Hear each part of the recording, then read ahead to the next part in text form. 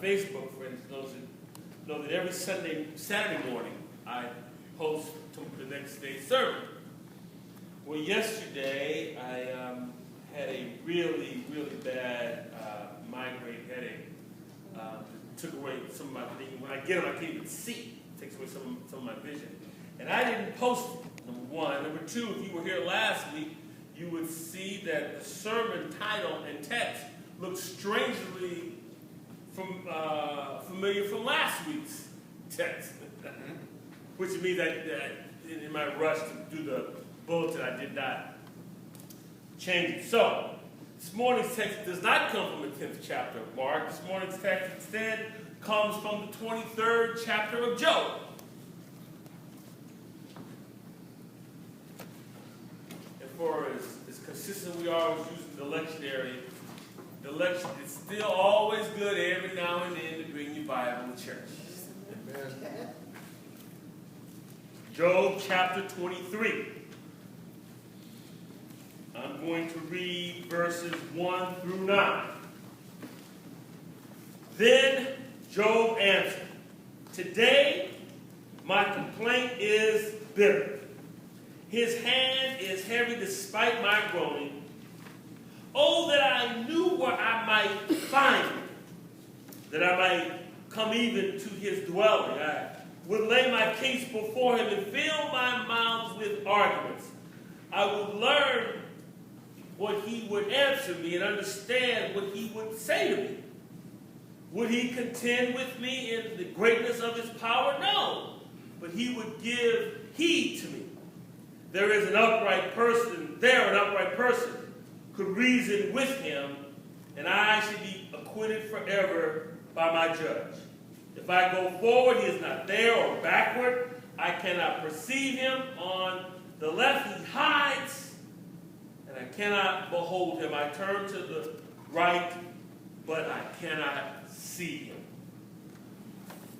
Let us stop right there and consider, what would you tell him? Is the title of the sermon. What would you tell him?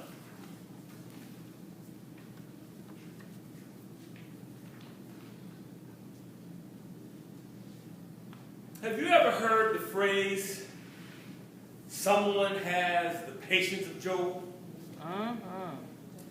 This is a way to describe someone who has endured much and for whatever reason appeared to have not complained about their circumstance. This phrase finds its mythical roots in the mythical book of Job. Maybe looking at me right now, well, preacher, what are you talking about? Are you saying that the book of Job is not real? No, I'm not suggesting that this morning. But what I am saying, that there is a belief that Job was a man of unwavering patience and unwavering faith in God. And to believe that is to believe in someone whose existence is widely believed in, but is also fictitious, the very definition of a myth. I say that for no other reason than that Job, the Job of unwavering patience, does not exist. Those who are familiar with the movie The Man Who Shot Liberty Valance, they'll know there's a great line at the very end and it says, "When the legend becomes fact, print the legend." And that's what we've done with the book of Job. The legend has become fact, so we print the legend. We continue to see Job in a light that will not enhance our spiritual growth. If anything, it might cause us to go into remission. Whenever we read Job, it must be understood within the context of his suffering and our response to it. In the very first sentence in chapter 1, it depicts Job as blameless and upright. What do we do with that? What exactly does it mean to be upright and blameless? Now, if we take that statement literally, at least how we understand the 21st century context, There's no reason for us to continue reading. We might as well close the Bible up right there, because none of us in this room, at least those of us who are flawed, have nothing in common with this brother Job, because he's upright and blameless. The other possibility is to draw a connection between Job being upright and blameless to his suffering. If we do that, we've got some other possibilities we might be able to grapple with. For followers of Jesus, we often romanticize Job's suffering as a precursor to Jesus' suffering, which obviously eliminates all need for you and I to suffer in the 21st century. We would be fooling ourselves if we did not admit that the fastest growing segment of Christianity has discovered that church expansion happens quicker and money comes in larger proportions if you're willing to remove the cross as central to your theological discourse. You can have it as an ornament, hang it somewhere in the church. You can put it over in the corner. You can wear it around your neck, or you can adorn it on the back of your car. But it cannot symbolize the intersection between where an omnipotent grace and mercy meet with the complexities of the human condition. Come on. Church attendance is high in the church that tells members that if you just believe a certain way and give a certain amount, God will hold back the night. God will prevent sickness. You will never go into debt. Your kids will always get straight A's. They will resist the temptation of drugs. You and your spouse will not only live happily ever after, you will never have an argument. Neither one of you will look at the other like you're sucking on lemons. And even your dog will get a supporting role in Lasse's next movie. If you just believe the right way. So, my sarcasm notwithstanding, we need to keep Job in some proper context. Because if we come to terms with Job's suffering, notice I didn't say understand Job's suffering. I said, but if we come to terms with Job's suffering, we have to also revisit our own suffering.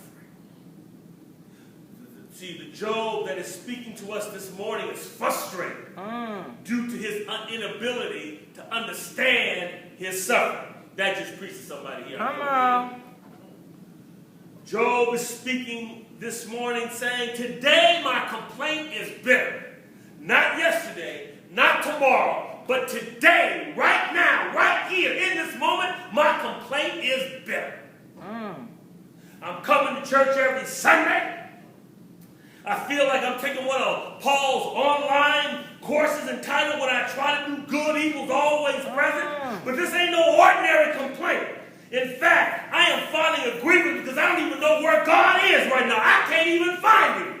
Because if I knew where I could find him, I would go wherever God is. I'd walk right into God's office and show God the grave injustice that he has done to me. And I'm quite sure if God knew how good I really was, how blameless and upright I have been, and how faithful I have been, God would recognize that this hell that I'm catching was meant for some other fool who has not kept the commandments like I have.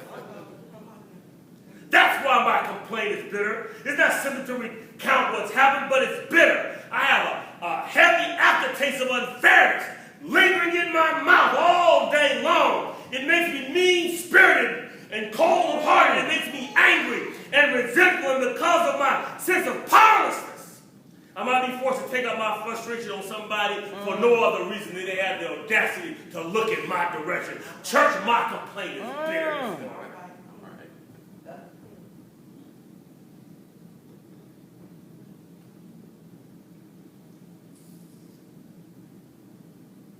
Of those days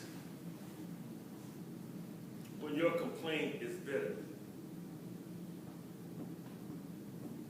seems like God is missing in action. And I'm so glad that nobody here this morning has ever felt like Job. But just imagine for a moment that was not the case. And you were actually experiencing one of those days.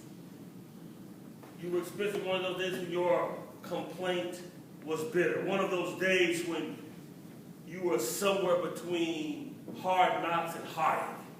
Somewhere between hell and high water. I know that's not politically correct. That's exactly how you feel. You're not trying to sugarcoat it like Job. Your complaint is bitter, and you feel that God is not on the case. What would you do? How would you handle it? Would you be the Job of this morning's text?